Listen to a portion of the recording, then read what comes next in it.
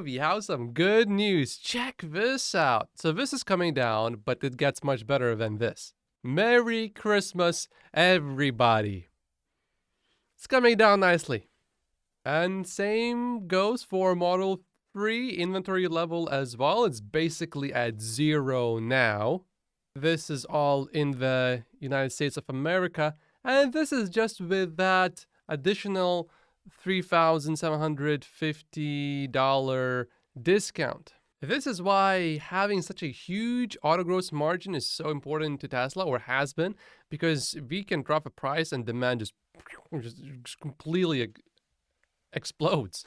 The reason why this particular chart right here is not coming down as fast is because it also includes Model X and Model S.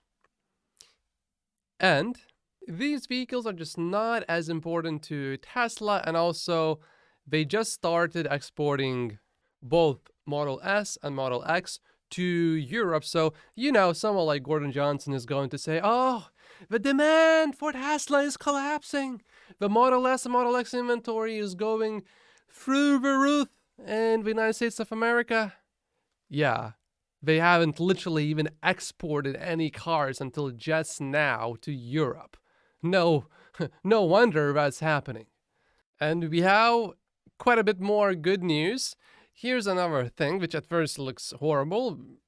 China is dealing with so many cases of the virus. I just talked to some of my friends that live in China, and they're telling me everyone has the virus. Everyone is sick. Like, literally, one person told me that 90% of her friends are sick with COVID or just got better from COVID.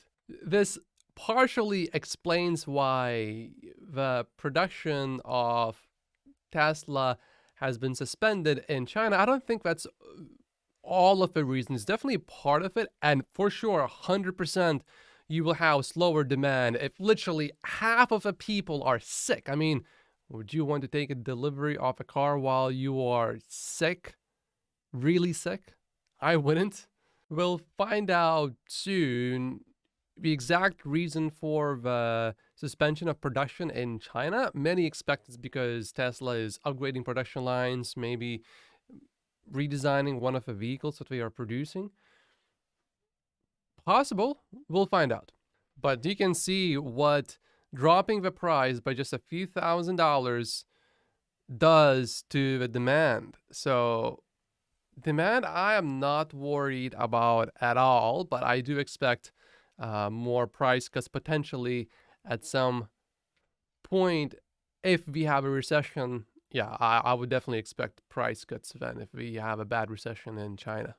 It is, of course, also really good to see 4680 cells ramping. Now they are making enough battery cells for about 1,000 vehicles per week, and that will keep scaling. And as 4680s get scaled, the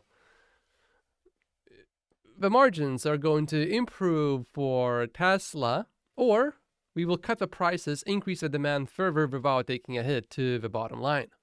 Electric here is saying that Tesla seemed to have a lot of issues hitting volume production with the 4680 cells, but those numbers could mean that Tesla worked through some of the bigger bottlenecks, and now we could possibly see a smoother ramp from here.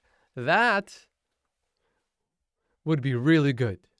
Currently, 4680 batteries are relatively on par with the previous generation battery technology that Tesla is still using, but there's a lot of room to improve the 4680 batteries. This is just the first iteration, and it's already just as good, basically.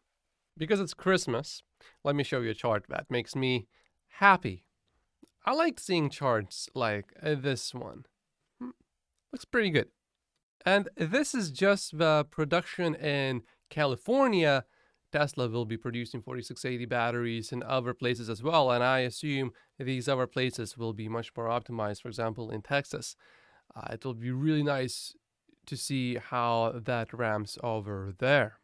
I am a little bit more of a dog person, but this cat, I like this cat. The cat has been critical of Tesla's 4680 progress in the past. It is easy to be critical against Tesla's promises from the fourth quarter of 2020 until we remember that Tesla also sets aggressive timelines for itself. And sure, it definitely does. Full self-driving coming sometime before 2030 is what I assume.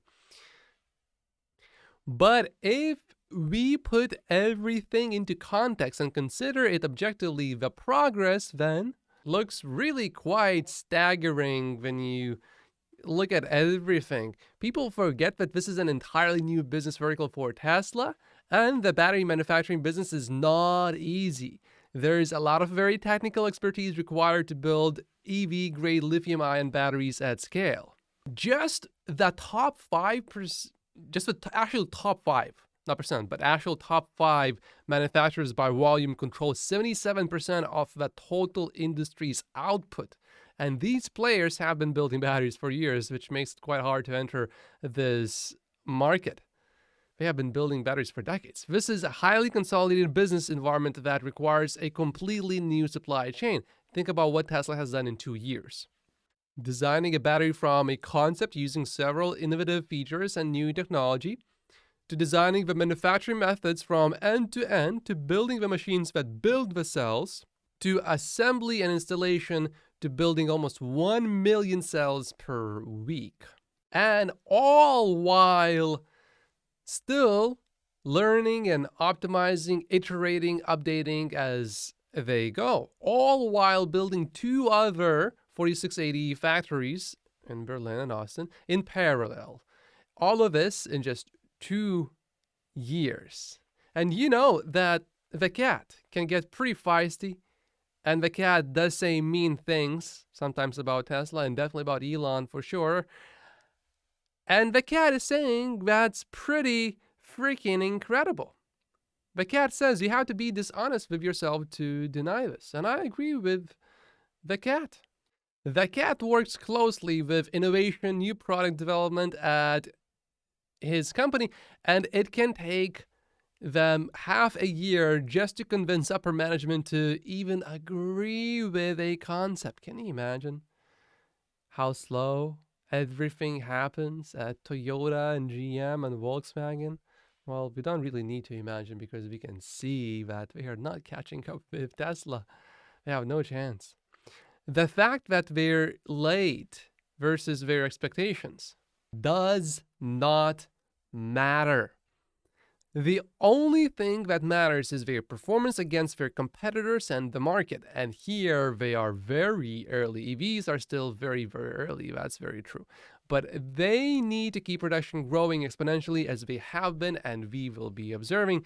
In China, Tesla, I think, probably needs a cheaper car, or if they can redesign the Model 3 and Model Y and cut down the costs a lot by using both gigacastings and structural battery packs and 4680 batteries.